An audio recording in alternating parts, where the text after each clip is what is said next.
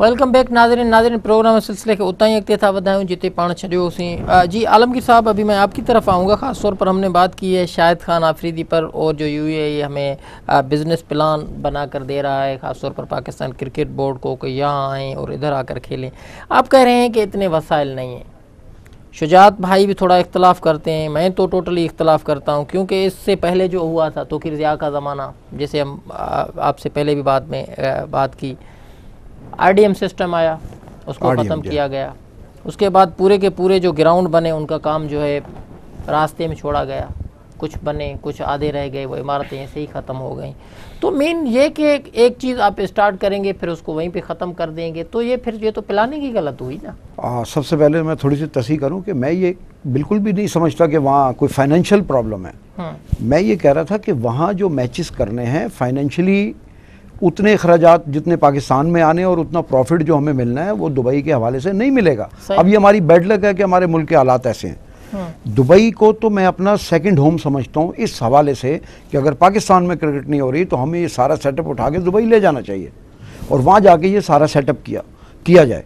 जहाँ तक शुजात ने एक बात की करप्शन के हवाले से कि तमाम इदारों के साथ इसमें भी करप्शन है, तो लोगों की बड़ी नज़रें हैं।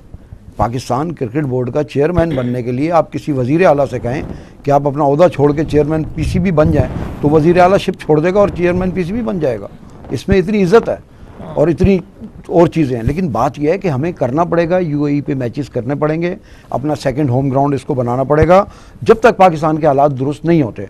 बाकी जहाँ तक आपने कहा तौक़ीर ज़िया का कि उन्होंने ग्राउंडों के लिए उन्होंने करीब 100 ग्राउंडों की इजाज़त दी थी पाकिस्तान में बनाने के लिए। उसमें सारे ग्राउंड बनना शुरू हो गए, कुछ तकमील के मराहिल पर ही जाके आधे मरले पर ख़त्म हो गए और कुछ मुकम्मल हुए। जितने ग्राउंड मुकम्मल हुए राइब साहब, उसमें तकरीबन 30% ग्राउंड ऐसे हैं जो इस वक्त अपनी हालत में शायद हों और 70% ग्राउंड जो है उनकी पोजीशन बहुत खराब है। बात काट रहा हूँ आलमगीर साहब कि अभी अफगानिस्तान आ गया, जी हाँ, इसके बाद बांग्लादेश का टूर है, जी अंडर 19 का। हाँ, तो ये छोटे छोटे जो ममालिक हैं खासतौर पर क्रिकेट के हवाले से जो मेन अभी स्टार्ट ले रहे हैं वो आ रहे हैं। मेन हम उनके लिए सिक्योरिटी के हवाले से कोई वो नहीं है। अभी भारत के हवाले से, हॉकी के हवाले से एक प्लानिंग वो कर रहे हैं कि वो उनको बुलाया जाए। फिर रहमान मलिक साहब भी आ गए, उसमें सारे के सारे आ गए, उसके लिए भी कोशिशें जारी हैं। आप क्या समझते हैं कि ऐसे इतने हालात बिगड़ गए हैं कि कोई क्रिकेट नहीं हो सकती? सर बात यह है कि हालात तो ऐसी बात नहीं है, लेकिन इस मुल्क में अब इस वक्त ये हो गया कि कब किस वक्त कहाँ पे कोई बुराई आ जाए। जब आपका PNS मेहरान का हमला देख लें आप, जब इस किस्म की चीज़ें होने लगेंगी तो ये हमले अंदर से होते हैं या बाहर से होते हैं, ये तो इन्वेस्टिगेशन अथॉरिटियाँ इसका सही जवाब दे सकती हैं। और अगर इसकी रिपोर्ट आवाम तक आ गई तो हमें भी पता चल जाएगा। सर खौफ इस बात का होता है कि एक स्मूथली सीरीज़ चल रही है और विद इन द सीरीज़ किसी एक मैच में कोई ऐसी हरकत हो जाए जिससे गैर मुल्की खिलाड़ियों को कुछ नुकसान पहुंच जाए तो हमारा पूरा सेटअप ही खराब हो जाता है उसके अंदर। जिस तरह श्रीलंकन टीम पे हमला हो गया, कुछ भी नहीं था, बड़ा स्मूथ चल रहा था, बेहतरीन तरीके से वो आ रहे थे, वो एक सिक्योरिटी लैप्स हुआ और उन्होंने मौका उठाया और श्रीलंकन टीम को हिट कर दिया, जिससे वो टीम चली गई और उसके बाद हर टीम ने आने के लिए पाबंदी। अगर वो टूर आपका खैर खैरियत से गुजर जाता तो मैं समझता हूँ शायद आज क्रिकेट उससे बहुत ज़्यादा हो रही होती पाकिस्तान में। श्रीलंकन टीम पर हमला, पाकिस्तान क्रिकेट के हवाले से वर्ल्ड कप में पाकिस्तान को बाहर खड़ा कर देना, पाकिस्तान से क्रिकेट तबाह करने की एक साजिश जो है लोग कहते हैं, हमारे तजज़िया निगार कहते हैं, ये प्री प्लान था। नहीं, मैं तो ये नहीं कहूँगा कि ये प्री प्लान था। हाँ, टेररिस्ट अटैक प्री प्लान था, ज़रूर था वो, और उन्होंने मकसद ये लेना था कि किसी भी एक इंटरनेशनल फिगर को या किसी भी इंटरनेशनल इवेंट को उन्होंने टारगेट करना था टेररिस्ट ने, और उससे ये जाहिर करना था कि भाई यहाँ सिर्फ क्रिकेट ही नहीं, कोई भी अगर आएगा यहाँ, कोई भी स्पोर्ट्स का और कोई भी पॉलिटिकल आदमी आएगा, हम उसको हिट कर सकते हैं। पहली बात तो ये। दूसरी बात ये कि देखें, जब हम इस तरह की बात करते हैं कि सिक्योरिटी का, तो इसमें मीडिया की एक बहुत बड़ी जिम्मेदारी आ जाती है। मैं फिर वही बात कहूँगा कि कल नहीं, परसों नहीं, एक साल बाद नहीं, यहाँ हमें क्रिकेट को लाना है और उस क्रिकेट को लाने के लिए मीडिया का किरदार बहुत अहम है। शुजात साहब, हमारे यहाँ ख़ास तौर पर तजज़िया निगार ये कहते हुए हमने सुने हैं कि पाकिस्तान की क्रिकेट तबाह करने का जो जिम्मेदार है वो भारत है।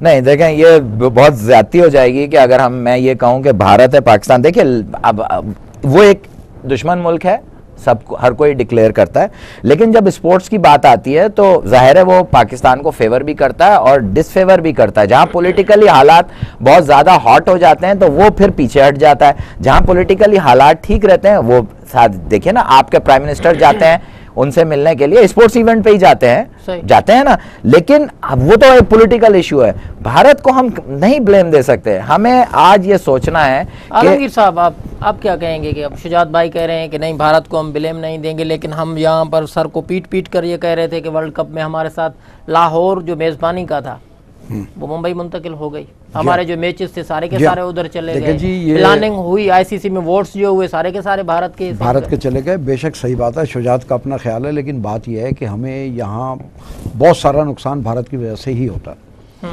क्रिकेट में ख़ास तौर पे वो अपने आप को किंग समझते हैं। सही। हर चीज़ में देखे जी, जहाँ जुआ सट्टा फ्रॉड जितने भी क्रिकेट के खेल हैं सारे भारत से स्टार्ट होते हैं, और भारत के प्लेयर और भारत की बोर्ड उसमें पूरे तरीके से शायद शामिल हों।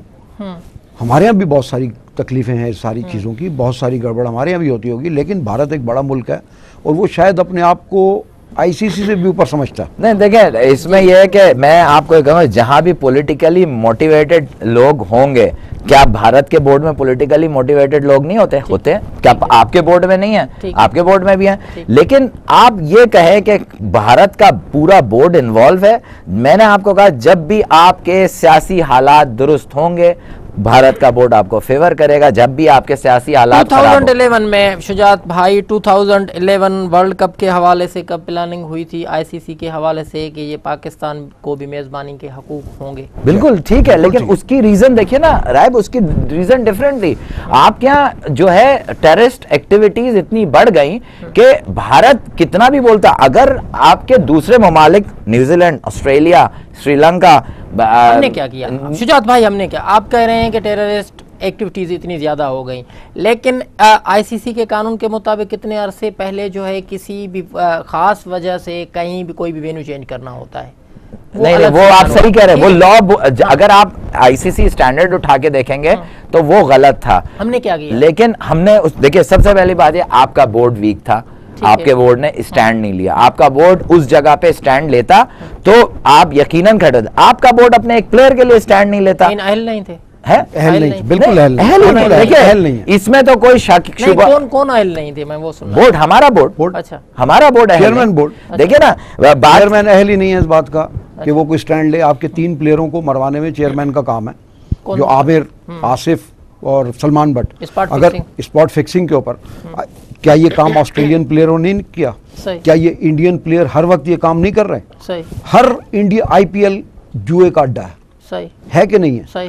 बात यह है कि हम लोग बोलते हुए जज्बाती हो जाते हैं, ये बात अच्छी नहीं है, लेकिन आईपीएल जो है वो सिर्फ जुए के लिए क्रिकेट हो रही है, ये किसी को नहीं मालूम। तो उसको और हमारे 3 प्लेयरों को जी वो नो बॉल पे, सर हमारा बोर्ड उठता, स्टैंड लेता, मैं बोलता हूँ कि जी प्लेयरों पे पाबंदी लगा देता है, एक मैच 2 मैच। बकौल आपकी आलमगीर साहब, आपका बोर्ड ही मजबूत नहीं है, डरते हैं, खौफजदा होकर पर्दे के पीछे बैठे रहते हैं। अगर आईपीएल जुए का अड्डा है तो उसकी सरपरस्ती कौन कर रहा है? Indian cricket board. Indian cricket board का सरपरस्त कौन है? आईसीसी। आईसीसी नहीं, आईसीसी सरपरस्त नहीं है, मैं समझता हूँ इंडिया समझता है, इंडियन क्रिकेट बोर्ड समझता है कि हम सरपरस्त हैं आईसीसी के। जी हाँ, उसका मतलब आईसीसी का मतलब ये नहीं है कि इंटरेस्ट। तो आलमगीर साहब, मैं ये कह रहा हूँ कि हमारा बोर्ड कहाँ है, हमारे अख्तियारात कहाँ है, हमारा पीसीबी चेयरमैन कहाँ है, हम लोग कर क्या रहे हैं? सर कोई सिस्टम होगा, कोई आपकी कोई मैनेजिंग कमेटी होगी जो आपका चेयरमैन मुंतखब करेगी, पहले मैनेजिंग कमेटी मुंतखब होगी।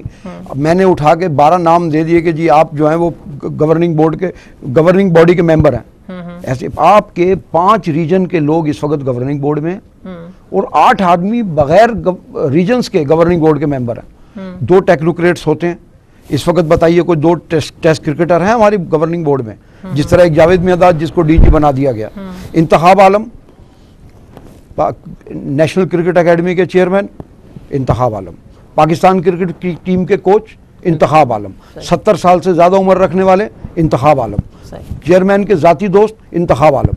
सर कोई नहीं, आप अगर इतना इंतखाब आलम को बोल रहे हैं, आप किसी चीज का इंतखाब तो नहीं देखे ना आलमगीर, अगर आप इतना इंतखाब आलम को बोल रहे हैं, जावेद मियांदाद क्यों नहीं रिजाइन करते? मुझे बताइए, मुझे बताए ना। आज शाहिद आफरीदी को हम जो लॉबी, मैं जो बात बोलना नहीं चाह रहा था वो मैं आपको बिल्कुल ओपनली आपके फोरम पे कहता हूं कि जावेद मियांदाद जैसा great player no doubt Pakistan में पता नहीं कब आए, लेकिन उसके बाद उसने अपने मफाद की खातिर बोर्ड के अंदर वो sitting only great player, only great player ना। अगर आप जावेद मियांदाद को पाकिस्तान क्रिकेट बोर्ड का चेयरमैन बना दें, क्यों नहीं? मैं बताऊं, आप पाकिस्तान क्रिकेट बोर्ड का चेयरमैन जावेद मियांदाद को बना दें, इससे भी ज्यादा बेड़ा गर्क हो जाएगा। अच्छा, वो अच्छा खिलाड़ी है, अच्छा इन्वेस्टेटर नहीं है, और वो क्यों रिजाइन नहीं देता? शुजात अली साहब क्यों वो आए दिन ये कहता रहता है कि मेरे लिए मेरे हाथ सर नहीं, उसके हाथ क्यों बांधे हुए? 7.5 लाख रुपए की जंजीर ने उसके हाथ बांधे हुए। अच्छा, सही है। नहीं देखें, बिल्कुल मैं यहाँ तो इत्तेफाक करूंगा कि 7.5 लाख रुपए की जरूर जंजीर है, और मैं क्योंकि जावेद भाई के साथ खेला भी हूँ कराची से, मैं भी बहुत, और इसमें कोई शक नहीं कि जावेद भाई ग्रेट प्लेयर, लेकिन जावेद भाई की जो अदर क्वालिटीज़ हैं उसके लिए मैं उनसे रिक्वेस्ट करूंगा, मैं अगर उनका शागिर्द भी बना हूं तो बहुत बड़ी बात है मेरे लिए, लेकिन उनको ये सोचना चाहिए। जो आपका सवाल इंडियन बोर्ड का था, देखिए आपके फोरम पे ये बड़ा इंपॉर्टेंट सवाल है। आपकी आज तक लॉबी, आज आईसीसी का ऑफिस कहाँ है? आप मुझे बताइए, सदर दफ्तर कहाँ है? दुबई। दुबई के अंदर स्पोर्ट्स सिटी में आईसीसी का ऑफिस है। आप वहां जाके देखिए कितने लोग इंडियन काम करते हैं और कितने पाकिस्तानी काम करते हैं, और जो पाकिस्तानी काम करते हैं, मैं नाम नहीं लेना चाहता, वो भी आपकी फेवर में नहीं है, वो भी आपके फेवर में नहीं है, वो डरते हैं उनकी नौकरी चली जाएगी, लेकिन इंडियन लॉबी वहां से स्ट्रांग होती है। आप ये ना कहेंगे हम तो, हमारा तो खुद चेयरमैन बैठकर कहता है कि नहीं हमें खेलना ही नहीं, हमारे पास ये सूरत हाल नहीं। चेयरमैन ने बहुत सारी जगहों पे, चेयरमैन ने बहुत सारी जगहों पे अपोज भी किया है, ऐसी बात नहीं है। मजहर मजीद का क्या हुआ सर? नहीं, मजहर मजीद में आलमगीर की बात बिल्कुल ठीक है कि आपके बोर्ड ने स्टैंड नहीं लिया, ठीक है। अच्छा, दूसरा, आप मजहर मजीद की बात करते हैं, आप मुझे बताएं आपके प्लेयर्स की क्या क्रेडिबिलिटी है? आपके प्लेयर एक आइसक्रीम पार्लर के इफ्तिताह के लिए 2,500 पाउंड ले लेते हैं। आपको सोचना चाहिए कि इस वक्त आप पाकिस्तान की तरफ से गए हुए हैं, आप वहां आइसक्रीम पार्लर का इफ्तिताह करने जा रहे हैं, कोई भी आपको मिसयूज कर सकता है, कोई भी कर सकता है। ये जो केस उठाता है, ये मजहर मजीद कौन है? पूरी दुनिया को शायद अभी इतना नहीं पता कि ये मैनचेस्टर में ये और इसके भाई क्या करते हैं। अभी तो खैर बहुत ज्यादा मीडिया पे आ गए ना।